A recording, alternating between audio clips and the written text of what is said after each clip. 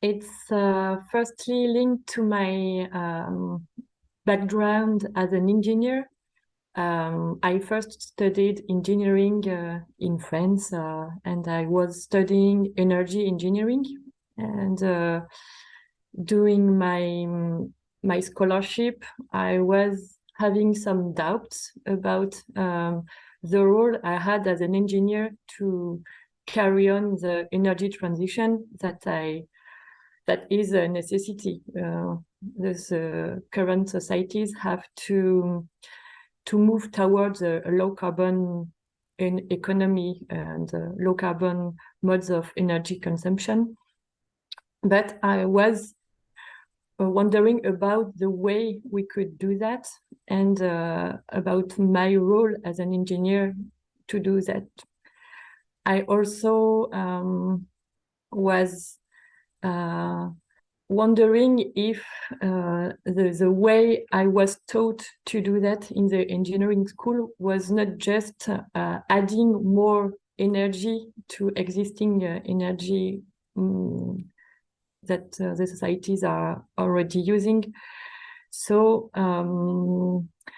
I wanted to learn the history of science and technology just to understand the role of engineers in the societies and the evolution of energy consumption since the Industrial Revolution.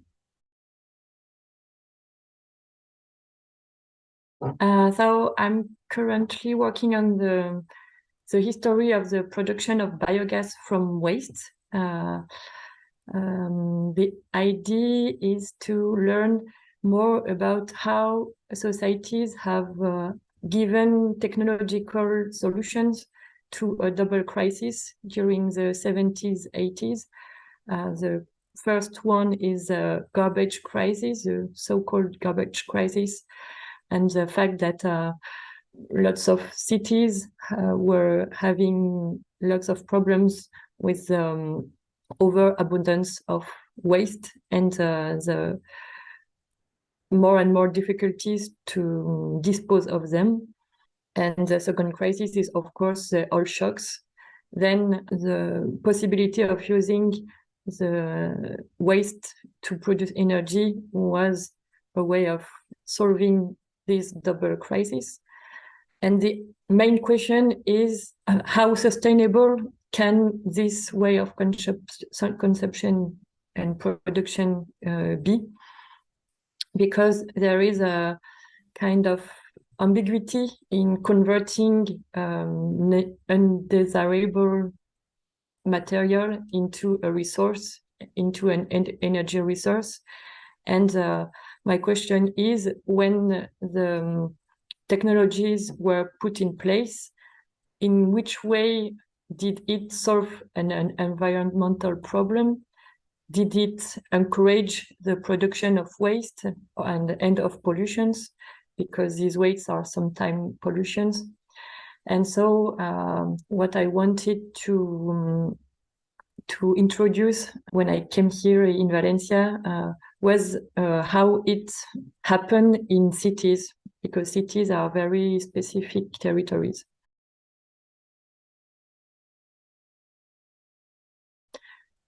Technologies that was developed first in the United States in the 70s because of the large presence of landfills and of huge landfills in American cities, also in Canada. So what happens is that in these landfills, lots of materials and heterogeneous materials are put, and among them there are toxic materials, there are also organic materials, and them together do a biogas that spreads pollutants in the air. So when it's in a urban context, this biogas is a pollution because it can harm the health of inhabitants, of people that are around, also of workers. So, and also there is a risk of explosion when there is too much biogas that is produced. So there is a need to recover this gas so that it doesn't make an explosion, and also so that it doesn't do health hazards for populations. So this technology of recovering the biogas is necessary, but the question I have about the way it was put in place is, did it encourage not exactly the production of waste, but this way of disposal? So putting more and more organic and mixed waste in the landfills. And this is the topic I worked about when I was in Quebec on a special case study about Gazmont. I'm still working on now. So there are lots of stakes and lots of issues.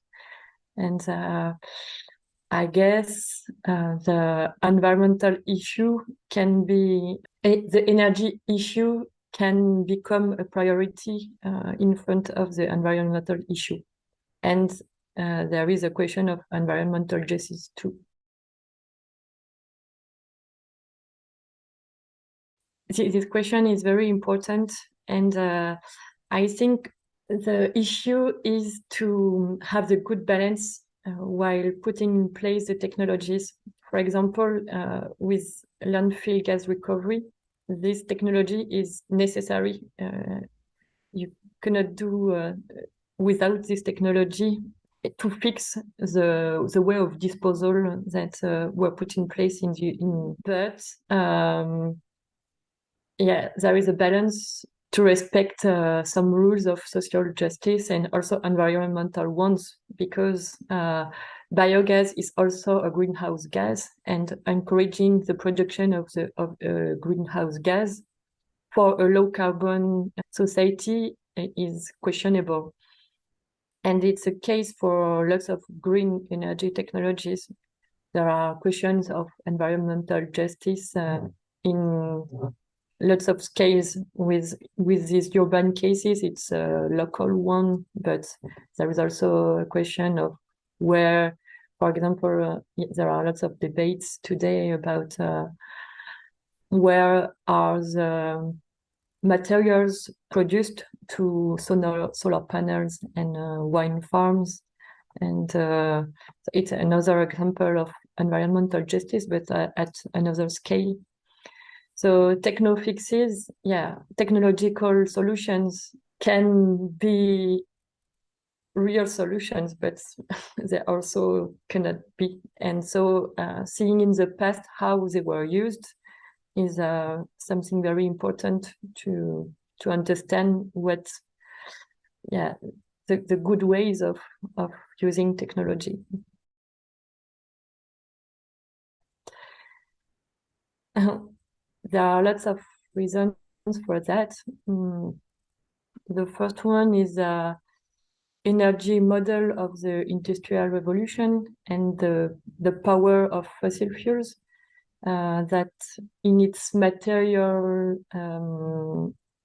features is very convenient for industrial production.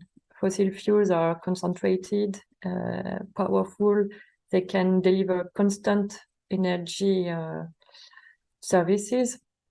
So for capitalist industrial production, it's very suitable. And the choice was made to use this kind of energy, and then it became the model for energy production. And in nature, renewable energies doesn't have these features. They are variable, they are dispersed. So it's not that easy to use them the same way than fossil fuels. But there were lots of attempts to do that since the 19th century. So in periods of energy scarcity, engineers tried to produce industrial energy from renewable energies. But when fossil fuels again became cheap or available, all these technological solutions were abandoned. So it's all the story of new interest in renewable energy and then abandonments. And it never stopped since the 19th century. So the reason is the material and also the material features of fossil fuels, but also the culture of the industrial world. Very difficult question about the future. The answer is kind of easy, thinking about why societies began to use fossil fuels. It was in Great Britain because of wood scarcity. So we use much more energy than when Great Britain began to use coal because of the wood scarcity. So it's impossible to replace the use of fossil fuels we have today with renewable energies.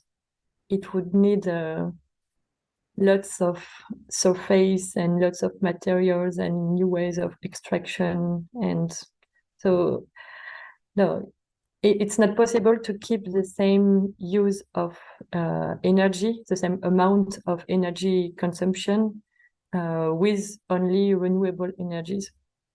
So there is a need for an energy degrowth.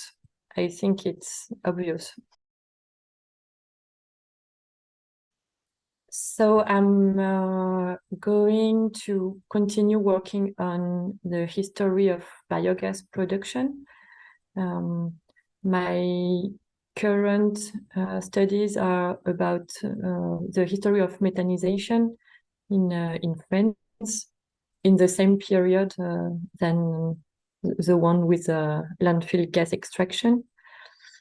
And I'm also going to work about the history of energy in the Loire estuary, working on the ecological mobilization about energy infrastructures and also the project of energy infrastructures.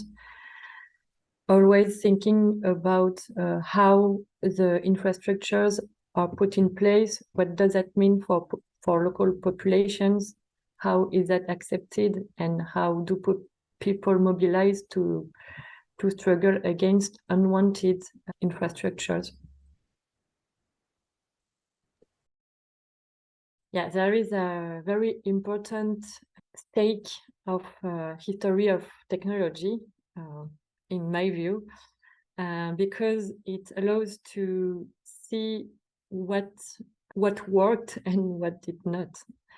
So about energy production and the history of renewable energies, I think there must be complete change in our ways of energy consumption, and we will have to use renewable energies, but in a way that is sustainable.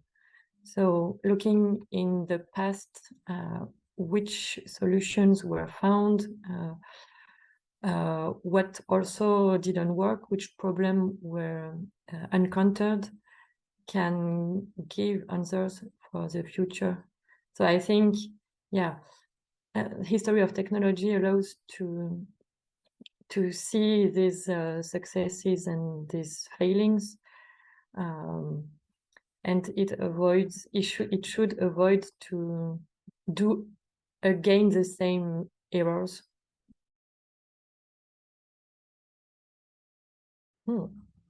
I think Gabriel Echt's Regents of France is a very good history of energy technology and the notion of technopolitics is very important. She develops in this book.